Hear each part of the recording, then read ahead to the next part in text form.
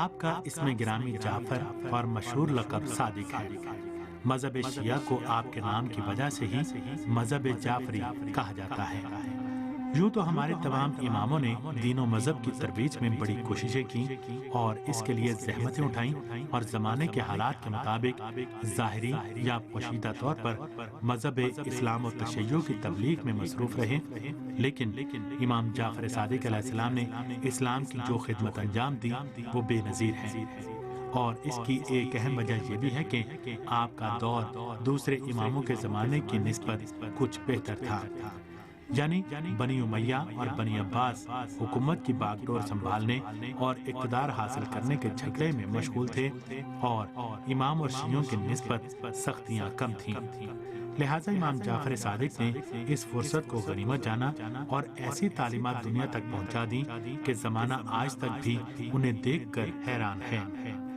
بنی عباس نے بظاہر اہل بیت کے حقوق کے دفاع کے لیے قیام کیا اور ان کا نعرہ بھی یہی تھا کہ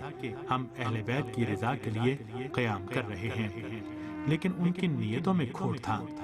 لہٰذا جیسے ہی حکومت اور اقتدار ان کے ہاتھ میں آیا، انہوں نے بھی گزشتہ حاکموں کی طرح بلکہ بعض نے ان سے بھی زیادہ اہل بیت پر ظلم کرنا شروع کر دیا۔ بنی عباس کے ہی حکمرانوں میں سے ایک حاکم منصور دوانیکی تھا جو انتہائی ظالم و جابر تھا۔ اس نے فرزند رسول امام جعفر صادق علیہ السلام پر بڑی سختیاں کی،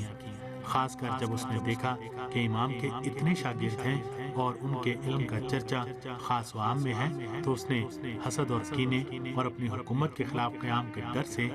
دو ایسے اقدامات انجام دیے جن سے امام کے مکتب کی علمی رونق میں کمی آ جائے۔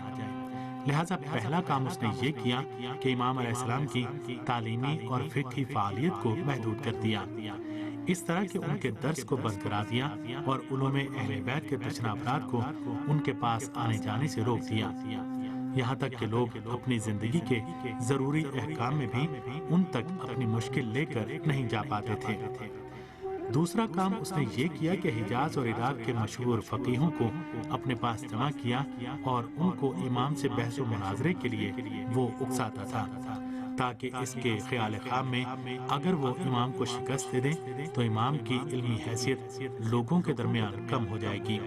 اور ان کے پاس سے لوگوں کا ہجوم ختم ہو جائے گا۔ لیکن اس کی یہ خواہش کبھی پوری نہ ہو سکی، کیونکہ امام اللہ کی طرف سے علم کا حامل ہوتا ہے، لہٰذا اسے علمی میدان میں بھلا کون شکست دے سکتا ہے۔ جب وہ اپنے تمام منصوبوں میں ناکام رہا تو آخرکار اس نے امام کو قتل کرنے کی سازش رچی اور اس کے لیے طرح طرح کے حربے استعمال کیے،